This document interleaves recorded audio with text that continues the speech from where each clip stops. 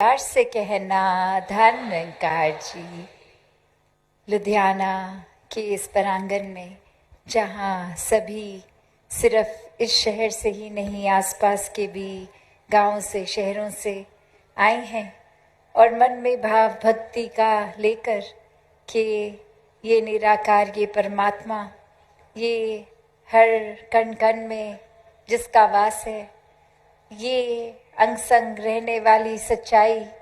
जो शुरू से है, आज भी है और हमेशा रहेगी। चाहे और कोई चीज़ या इस कादर की और कोई एक ये कुदरत रूप, चाहे वो धरती हो, कोई और ग्रह हो, कुछ और हो, सब ने ख़त्म हो जाना है। इंसानों ने भी अपना समय जीकर फिर इस संसार में नहीं रहना। तो ये भक्तों ने हमेशा से उजागर किया कि इस संसार में जितने भी पल मिले हैं, ये श्वासें जब चल रही हैं, इन श्वासों का मोल डाला जाए, ये श्वासों को इस परमात्मा के प्यार में लगाया जाए, भक्ति में लगाया जाए,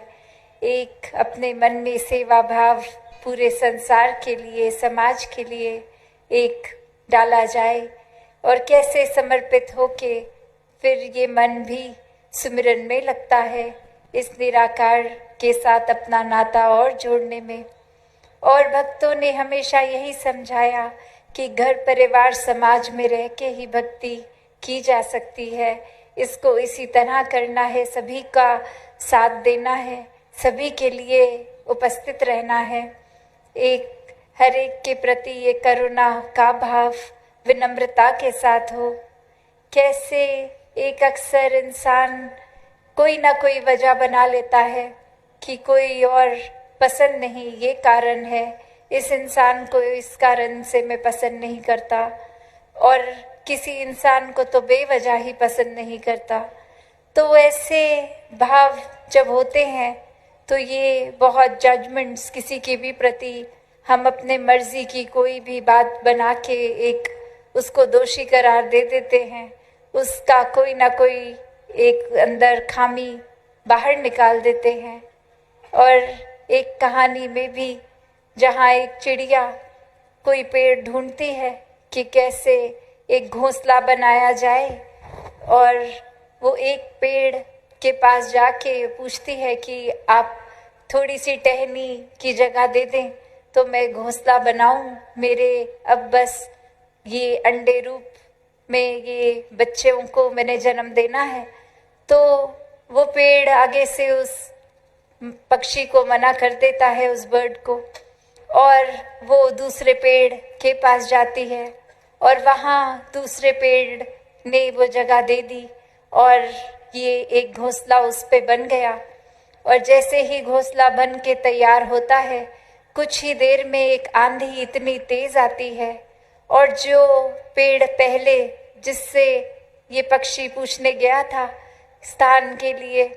वो पेड़ उस आंधी को सस्टेन नहीं कर पाता, एक उसमें टूट जाता है, बिखर जाता है। और अब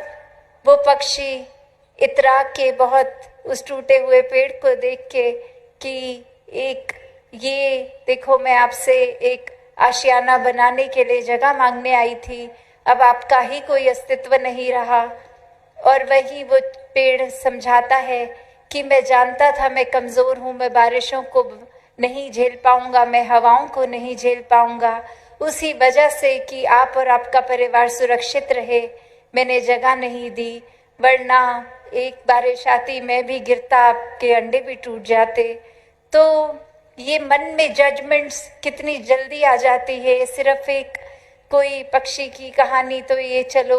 उदाहरण रूप हो गया, पर हम अपने अंदर भी जब झांकते हैं कि किसी ने हमें कोई अगर कहीं कोई चीज़ चाहिए वो मना कर दी, तो उस इंसान के लिए अपने दिमाग में विचार धारणाएं कि कोई कारण उनका अपनी मजबूरी कोई और वजह भी रही होगी, पर उस इंसान ने हमारा काम करने से मना कर दिया, तो उसके प्रति नफरत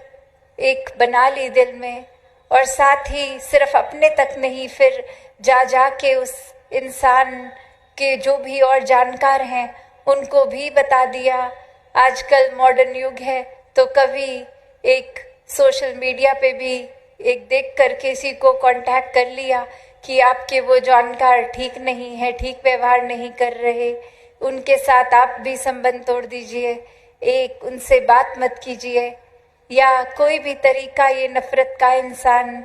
ढूंढ ही लेता है और सिर्फ खुद तक नहीं, एक जजमेंट्स अपनी बना के हर एक तक फिर वो बातें, चाहे वो एक अक्सर खुद के साथ बीती भी नहीं हो, सिर्फ एक कहा सुनी अफवाह या र्यूमर्स का रूप, इसको भी फैलाने में फिर संकोच नहीं करता कि ये फैक्ट चेक है कि नहीं, ये बात वाकई ही हुई कि नहीं,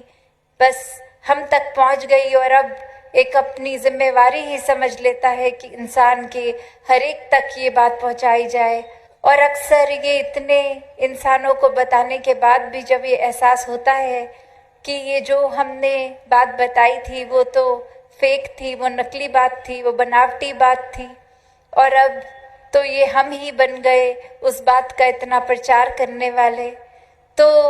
बात वही कि इस परमात्मा ने तो ये जहाँ बुद्धि दी है, विवेक दिया है और ये चेतनता है, कौन सी बात को एक कहना है नहीं कहना, या कोई भी बात जो एक वाक्य ही परोपकारी बात है उसको तो फैलाएं, पर और अन्य किसी के बारे में कोई किसी को जहाँ नीचा दिखाने की बात है, किसी की बात को फिर वो एक फैलाना तो दूर, पहले एक कम से कम फैक्ट चेक करके ही देख लें। और कोई अगर हमें किसी से कोई बात कर रहे हो या कोई आया खास कोई बात बोलने, तो फिर ये भी चेतनता परमात्मा ने दी है कि ये निंदा, ये नफरत, ये चुगलियाँ, इसमें नहीं फंसना है, वरना तो ये जहाँ बुराई होती है किसी की, कितने भी व्यस्त हों, एक इंसान अपनी रुचि अगर रखे तो बस कान वहीं लगे रहेंगे कि किसी के बारे में कुछ सुन लिया, हमें कुछ पता लग गया, अब हम ये बात फैलाएं। और वहीं इंसान खुद को जब परमार्थ की रास्ते पे डालना होता है तो एक खुद को बहाने से भर लेता है कि आज थोड़े थके हैं, आज तो एक सत्संग नहीं जा पाएंगे, आज एक कोई अन्य काम करना है, इसलिए ये सेवा पे भी नहीं जा पाएंगे, और कोई भी बहाने बना ले। पर जैसे ही एक ये बात आती है कि किसी की बारे में बात है,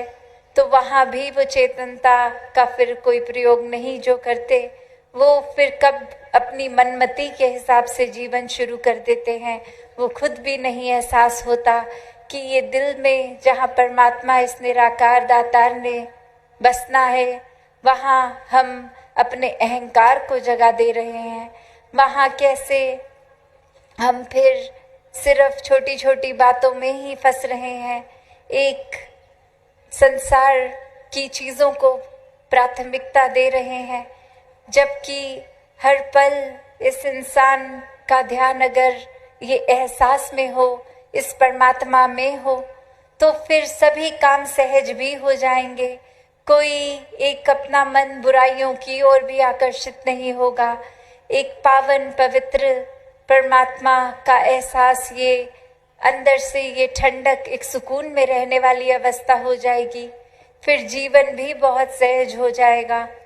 फिर हर पल बस ये ब्रह्म ज्ञान द्वारा जो निराकार का एहसास, ये अंग संग हर समय देखने के लिए ये जो भाव बनते हैं, तो फिर ये वहीं एक टिका रहता है ध्यान,